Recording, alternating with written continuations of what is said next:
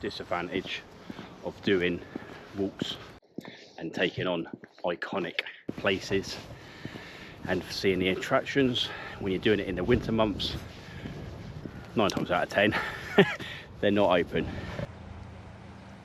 But today's walk has been anything but disappointing when nature meets history. So we finished the last video at the amazing Callendar House, a 14th century category A listed mansion with over 600 years of Scottish history and featuring the Antonines Wall. More on that later.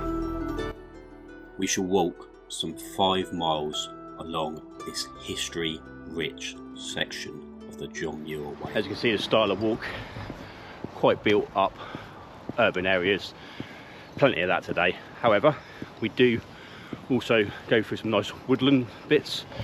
We get along the canal again.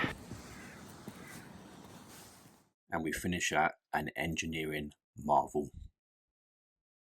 A few industrial bits still around in some urban areas in the distance, but we're hitting into the good bit of the walk again along the canal, and then shortly into glorious woodlands.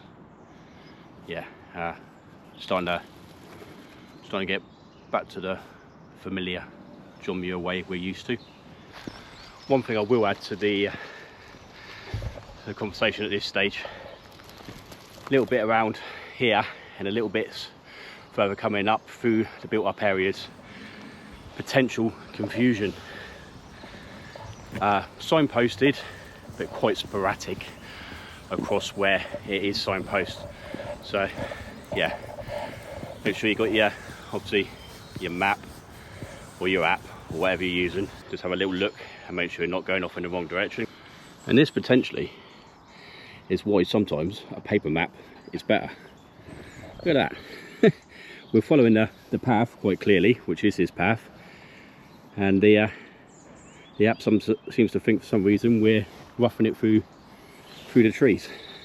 But yeah, you're talking a couple of meters out, so it still does keep you right.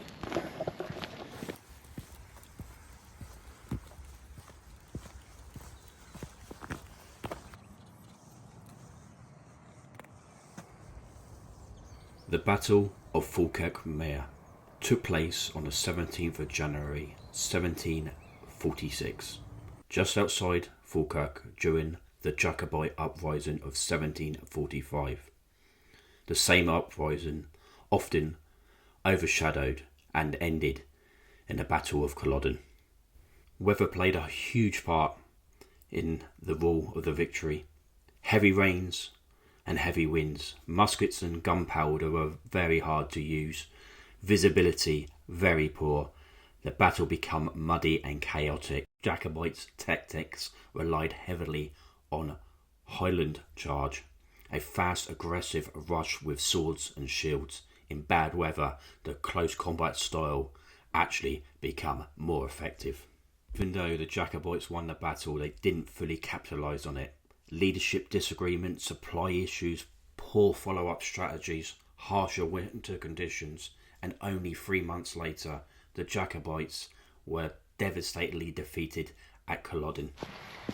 Makes you think when you see things like that, battles won, battles lost, where we come from, what's the making of us. I think that's why, as communities, as nations, that we should honour and look back and respect our history. Fundamentally, it is the making of who we all are. From actions on a battlefield to moments in time, meetings of people, it's all us. As much as nature and everything around us is us, and we have an impact on that. We have had an impact on history. Otherwise, we wouldn't be here. I wouldn't be talking to you on here if historical events in my life, in my country's life, in the world's life never happened. So yeah, I'm, for one, very respectful of where I come from, where I live, and the history, what makes those places unique. And when we talk about bringing nature and history and where we come from all together, and where this channel started back a little while ago, I did a piece about the Romans in Scotland, a series. We went all the way down to Adrian's Wall and the now ill-fated Sycamore Gap in England, but we mainly focused on the Romans in Scotland and the Antonines Wall, what runs quite a long way, similar to the walk we're now on.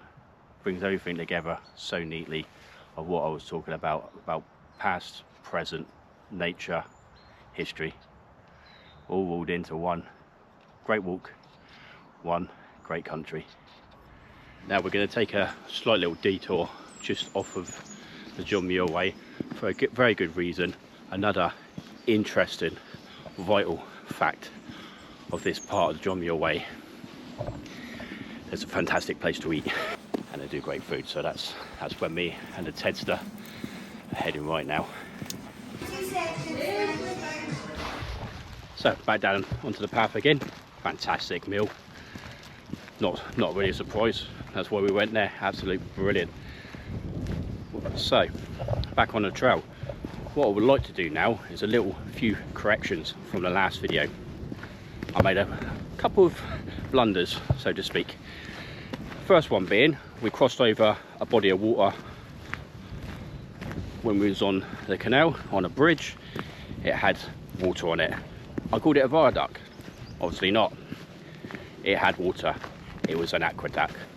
We then walked along to the bridge 49. We've been there a few times. Decent food, to be honest. There's a little route up here. Said that was good meals in there, and correct, it was good meals in there. It's now since closed. So yeah, bit of a shame, but that one's gone. So if you're walking the route and you're watching that video and you're in that way, you think, oh yeah, that's a place to eat. Unfortunately, no, not anymore. Third, and probably most important one, for some reason, I was a good 300, if not 400 miles out on something I said. We went out to the church and I said the Abbey Moor Church and Cemetery. I didn't say it once, I said it twice. That's a little bit embarrassing, because in fact it definitely wasn't. It in fact was the Mere Avonside Church. So yeah, little corrections there for you, because we want to keep ourselves right on this channel, not give you false or fake news. So yeah, so we have a bit more of the woodlands left, and then we hit into another built up area, only for a small distance, and then we're cutting back into some glorious woodland again.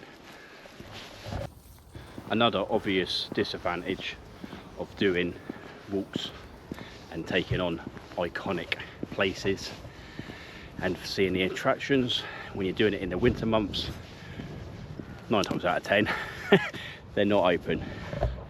But engineering, it's not just a bit of engineering, it's a spectacular bit of engineering. Ladies and gentlemen, boys and girls, the Falkirk Wheel.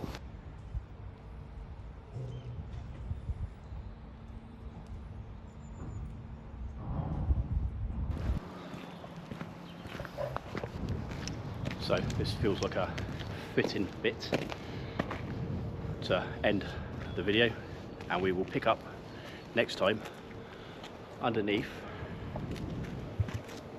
this part of the wheel. Well, it's actually part of the canal system. Next time we're going to pick up a little bit more history straight off the bat, from here into the Roman ruins of Rough Castle, in the next part of our John Muir Way series.